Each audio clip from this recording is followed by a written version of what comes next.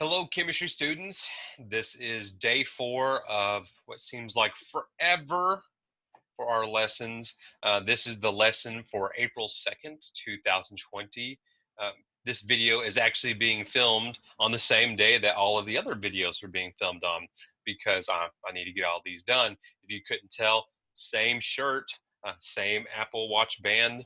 I just got finished eating too. So if you zoom in on this video, you might see some bits of food in my teeth. Uh, if you can, uh, definitely zoom in, take a picture of it, and then post it on my Facebook page, please. All right, so the last lesson, you looked at how to identify a wave, how one line can be multiple waves, and then how to count those waves. Well, today I'm going to teach you how to draw a wave like a pro. Uh, to do this, you're going to need some kind of paper, that ancient technology. We're doing everything digital now, but hey, a piece of paper and something to write with will suffice. You can use any kind of digital program like I'm using right now. I'm using the app Show Me. That's what you're currently seeing on my screen. You can use the papers that you should be able to get when you pick up, if you are doing this by going to the school and getting a thumb drive and having all the information put on there. You should be able to pick up some of these papers. I will have them printed off. But what I'm going to do is show you how to draw a wave. And uh, to do any of this, yeah, I'm going to be clearing my throat here because I just ate. Uh, you're going to need what I call the wave diagram. Wave diagram is just going to allow you to draw waves on it with various characteristics, because future lessons are going to focus on how you can represent a wave with things like different amplitudes, different frequencies, different wavelengths, multiple waves at the same time. But to do that, you need this wave diagram. So I'm going to use my program here and show you how to draw a wave. So we're going to start off with this. Hopefully everyone can see that. Now your wave diagram will more or less look like that. That's awful. Hey, I'm gonna erase that because that looks ugly. Let's do this again. Where's my drawing tool? Still getting used to this. All right, so we're gonna draw the wave diagram. Now it might have an end like this. And it doesn't matter really. All it is just a line with another line. So I am going to draw this wave diagram, and the center portion, what I'm going to label 0, is our medium. It represents whatever material our wave is traveling through, or if it's traveling through the vacuum of space, just the nature of the transverse wave itself. That represents 0. And I could put 0 there, or I could put 0 on this other side. I'm going to put it just there on the right side. That way I don't clutter up what I'm going to have on this left side. Now, you're going to draw waves with different amplitudes, which have a specific value. I am not going to teach you how to do that today, but I do need to draw some lines there to kind of give you an indication that there's something we're eventually going to shoot for. So I'm going to put some evenly spaced lines here, and that would be 1, 2, 3. And then we're going to do the same thing underneath. Now, this isn't perfect, I know. Now, these are going to have negative values because there's an up and there's a down. All waves that we draw are going to have crests and troughs. So now I have my wave diagram. Uh, we're going to draw waves with different wavelengths, different amplitudes. It's not important what you see as far as how many waves I put on here, how high and low they are, or even if it's going to be a consistent drawing, because I'm drawing with my finger. It's not going to be perfect. It's better if I was drawing with a mouse. But I just want you to see how to draw a wave. So anytime a wave travels through a medium, it's going to disturb that medium. And the waves we're looking at are transverse waves. So our medium is going to move up and down, up and down. So this wave travels through this medium. And the up, well, we start off, I always start to make things easier for everyone. I always start over here at that area. So now I don't know if I can Oh, I can, yeah, I do that. It's awesome. So I'm always going to start over here on the side. And what I'm going to do is I drill those arrows just to kind of give you an indication of what's going to happen. Now, let me erase this. But I always start off drawing an up portion, and then I will draw a down portion.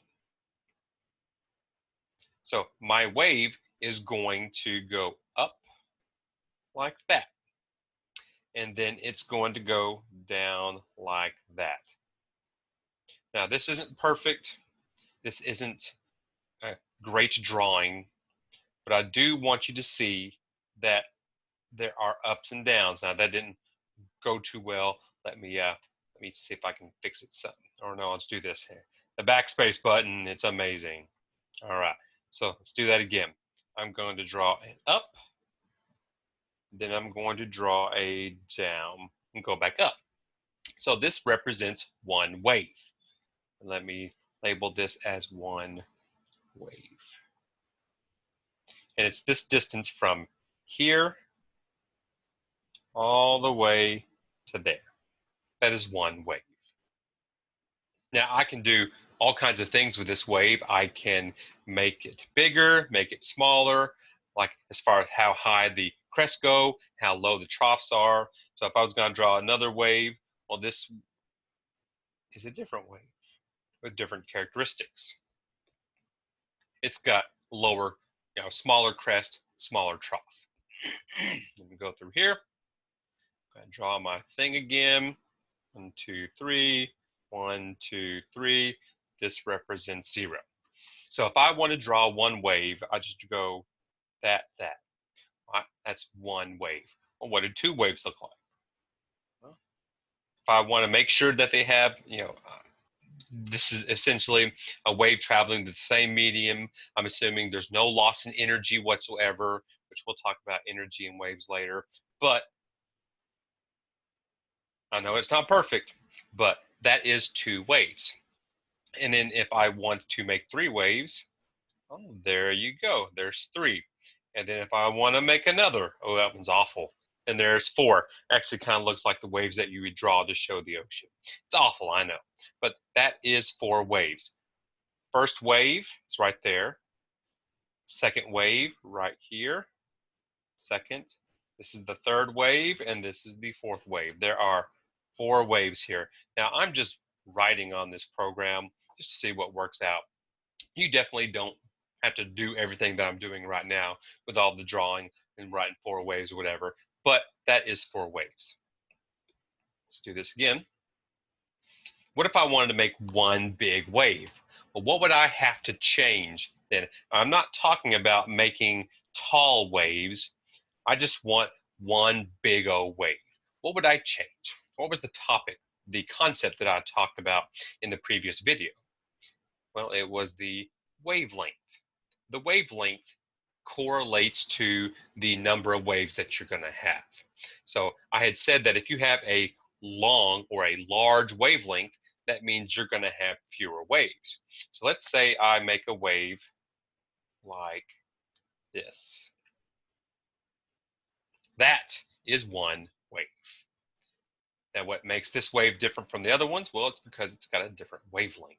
So if the wavelength is from one spot to the next corresponding spot, I do it just like this. That is one wave. So my wavelength is the distance from here all the way to there. That's one wavelength, WL. Remember, what was the symbol for wavelength again? That's right. I'm assuming you said the correct answer. It is lambda. Lambda right there. That is one wavelength. Now that wavelength could be in meters, could be in nanometers, centimeters, whatever. But for the SI system, we say the standard is a meter, and then we make it bigger or smaller. So that's one wavelength. Well, what if I were to draw a wave that is 2 times smaller than that wave? Well, how many waves would I have? Well, I would have 2 waves. So let me do this. Let me draw it in a different color so you can see it. But if this is half a wave. Now you can't see what my finger is pointing at, but if I want to draw two waves in this same space, well, there's one wave. And then there's two waves. Chances are your drawing's gonna be awful. Mine, not that great, but probably still better than yours. But that is two waves versus one wave. And what changed between the two waves and the one wave? Obviously, the number of waves is different, but what made those waves different? Well, it is the wavelength. It's that distance from, I'll use the red again, it's the distance from here to there. That is one wavelength. That gives me two waves. And what's the symbol again for wavelength? Lambda is correct. How beautiful. All right, so let's do big waves. Let's do waves like this. So I taught you how to count the number of waves in the previous video. Let's test your knowledge. How many waves are there? I'll give you a minute or two to answer. Not a minute, but I wonder what it is. 3, 2, 1. There are 4 waves here. Let me use a different color to highlight it. Here is the first wave. Here's the second wave, third wave, fourth wave. There are 4 waves there. All right, let's do this again. Let's represent, let's use blue. Blue is such a pretty color. Go here. All right. How many waves is that? I'll give you a couple of seconds to answer. That is 1.5 waves. So yes, we can even represent half waves, quarter waves if you want to. I'm not going to do quarter waves, but I will definitely do half waves later on. So once again, if you have any questions, please let me know. Contact me on Facebook, Google Hangout, Zoom, whatever. I hope these lessons are doing something for you, that they're giving you some benefit, that you're learning from this experience. Next thing that we're going to do after your assignment tonight or today or whenever you're going to do this assignment, and we're going to look at amplitude. How do you draw waves with different amplitudes? All right, until then, I'll talk to you later. Hope you have a pleasant day/evening.